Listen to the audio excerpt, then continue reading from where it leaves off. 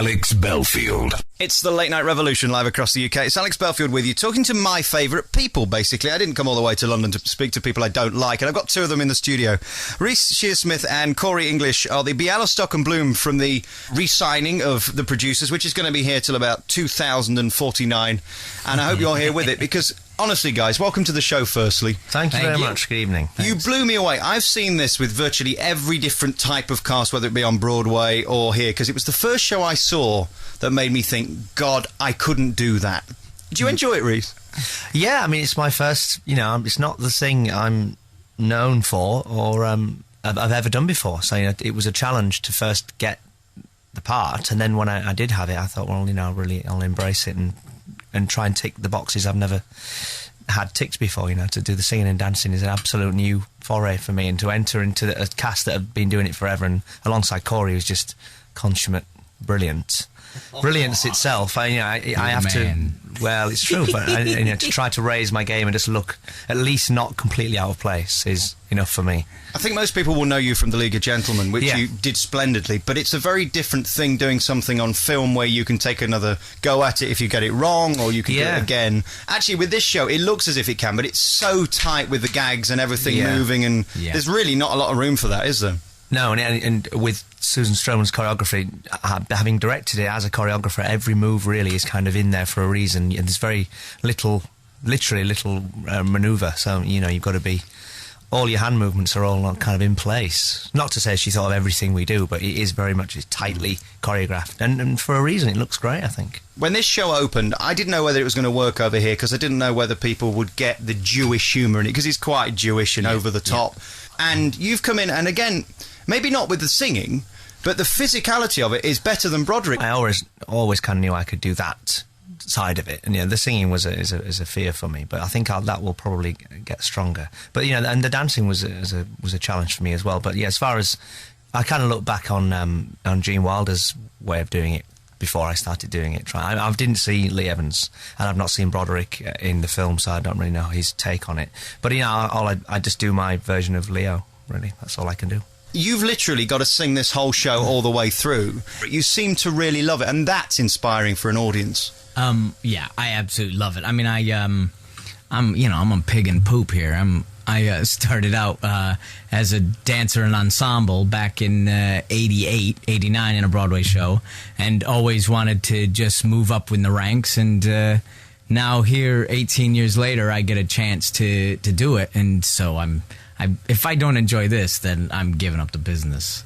And that's the blessing with this show, isn't it, really? I mean, you're given God's best comedy material from Mel Brooks. Absolutely. It's funny, as Reece was saying about the choreography with Stroman, Mel Brooks's lines were written, he used to be a drummer, and the rhythm of speech, almost like iambic pentameter, has to be da-da-da-da-da-da-da, is his way of comedy as well, and that's it works that way, the way Mel Brooks wrote it, and you have to follow that, and if you do, you're going to be a success.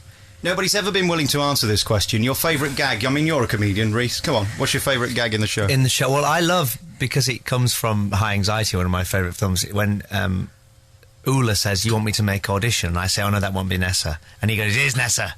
Extremely Nessa." And that's my favourite line in the show. What's yours, Corey? As a matter of fact, we might have several positions for you. Yeah. And mine is your hats, your coats, your swastikas, which is just, there's so many, and you can't possibly get all the lines the first time you see it. And that's why really you should go back. And I went to see a matinee this week, which normally, quite honestly, I can't imagine are your best shows of the week, because they're people who have probably come on a bus trip from Swindon and are doing it because they can and they've got nothing better to do.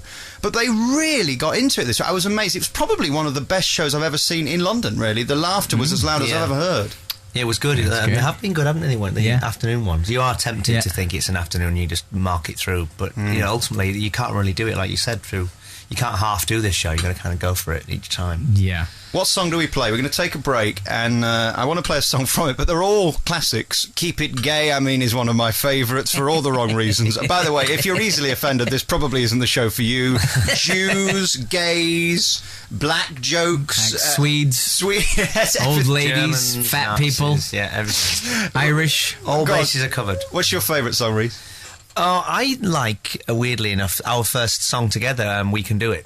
I think it's great, and I love and it's great for me because I get to I'm eased into the singing by Corey beginning it, and then I kind of join in after halfway through, but I kind of love that. It kind of sets everything up. We're talking today to Reece Shearsmith and also to Corey English, who are the Bialystock and Bloom at the Drury Lane Theatre Royal. One question about rehearsing this. How do you go about it, Corey? Where do you start? There's so much to learn, and almost every scene is another huge mammoth task. There are no wasted scenes. Just literally start at the beginning and try and get as far as you can. Yeah, basically. For me, I started because I started understudying Max originally when it originally opened here in the West End. I learned Betrayed first because I knew that was going to be the most difficult. So I started with that number because it recaps the entire show. So I had to learn that first. Then I went back and did it from the beginning. I listened to the show because I was the understudy for so long. I listened to it every single night, watched it every single night for about 2 months, and then I stopped watching it, and then I just went into my dressing room or the studio and just worked it by myself. When Reece came in, I literally tried to forget all of that and just remember my lines and then just play off Reece, and then our rapport started to build, and then we built our own sort of style for the piece and made it our own. But being such a mammoth production, as soon as that big first scene is done, the office scene, Mel Brooks' characters help, because then it comes the gay team. Well, first the Nazi, then the gay team, and then a 6'5" Swedish woman takes over. Sounds like the lineup when I worked at the BBC, actually. Once all they come in, we can just give them focus, and then they can help drive the train for a while, and we can, Yeah, we all get our turn at being kind of in the limelight of being the funny one, and then it's the baton is handed over scene by scene to the people we encounter as we collect our elements to put on Springtime for Hitler. Now you've been able to make it your own. I mean, is this something you're enjoying and you want to do more of, Reece, or are you going to go back to the TV comedy? Well, I didn't enter into doing it because I thought I want a foray into a musical theatre. It was the part, and it was the Mel Brooks world, that I just want. And it's such a brilliant show, full stop. It's very rare you sit down anywhere in the theatre and laugh out loud. And to have a musical comedy and the lyrics of a song make you laugh is really rare. I'm actually not a big fan of funny songs generally. I don't think they work. They make me cringe a little bit. But these are actually all really great, and it works. And to have that, like Corey was saying, the rhythm, that Mel Brooks rhythm, just given to you on a plate, it's fantastic. And I just, I felt I was entering a great world. I don't know, but it'd have to be whether I could do it, whether the part was right, and whether I'd be interested in doing it. I love doing this, and it kind of, as far as the character, it kind of fits for me. And I just enjoy it's a huge journey we go on every night, isn't it? It is. It's a big, you enter in that office, and once I'm through the doors, it's like, he's already there on, but the train is, the train gets going, yourself in, and you're on it. So we're on stage for at least, it's a 2 hour and 2.5 hours, and we're on stage at least 2 hours and 10. We have Springtime for Hitler off. That's it. But we set it up, and then they do it, don't they? Yeah. We come back at the other end of it. I saw this for the first time by accident, really. When I did the show for the BBC, the musical show, they used to send me tickets for everything, and I'd go and see it. I'd do about 15 shows in 4 days or something ridiculous.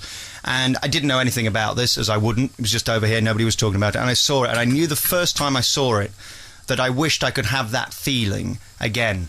And I never have, really, truly. This is a show that the first time you see it, you are literally like that scene in Springtime for Hitler where your mouth is open and you're thinking, how has he got away with this? And the bigness of the show, and one of the cleverest, most simple things is just a thing you do with a Zimmer frame. I'm not going to give it away in this show, but it's pure comic genius, pure genius, and again, people just love it. And to see a whole audience roaring is rare, and you know that more than anyone. Absolutely, yeah. I mean, night after night, the play within the play, when they put on Springtime for Hitler, and you see those numbers and that tune that you think has just always ever been there, Mel Brooks' opus, it just comes on. And I'm the German Ethel Merman, don't you know? Yeah.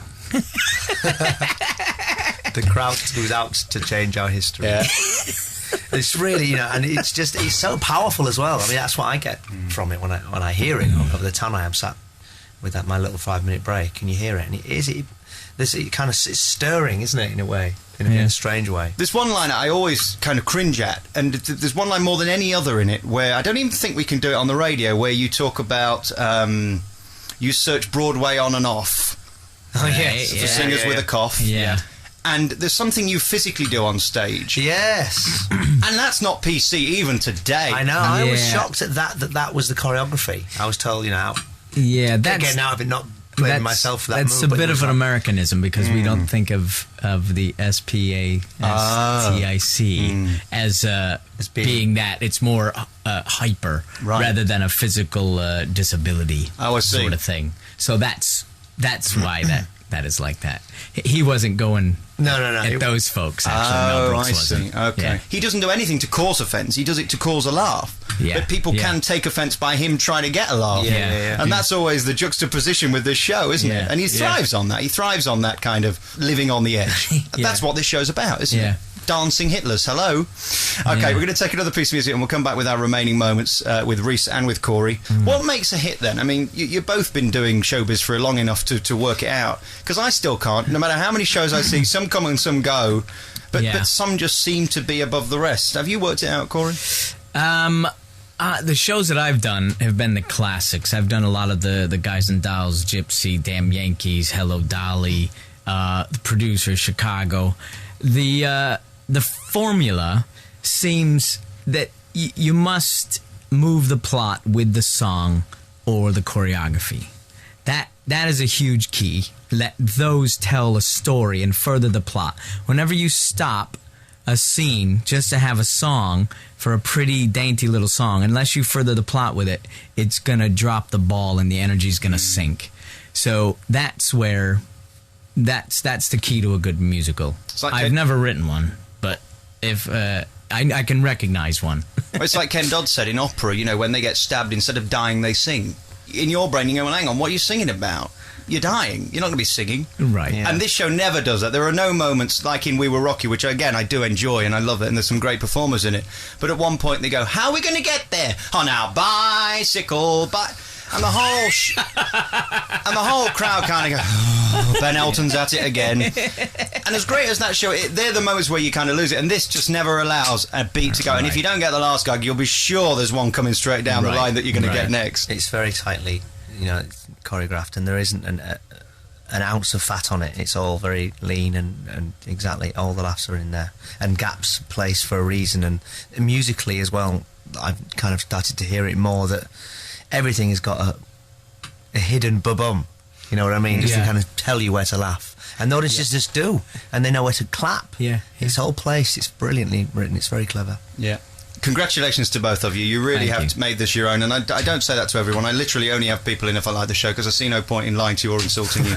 You both, for your own reasons, have made it your own. And if anybody has 50 quid to spare, which is not cheap for a theatre show or for anything in life, it's very expensive, you do get your money's worth. No, it is. It's a startling show to see. It's a joy, and you can get happy. there are £20 tickets. They're not all 50. You can move up into the balcony for 20. You need to see this at the front. Honestly, if you're going to see it, don't see it in the crap seats. Just see it where you can see the whites of your eyes. And again, the chemistry between you two, you can see the closer towards you are, the more you can see that. That's true. And that means a lot, I think, to an audience. We'll end with Springtime for Hitler. This could be very well the last song I ever play on the radio. If you don't like it, switch off. Guys, thanks for coming in. Thank you. Cheers. The Alex Belfield In Conversation podcast with daisymedia.co.uk. Alex Belfield.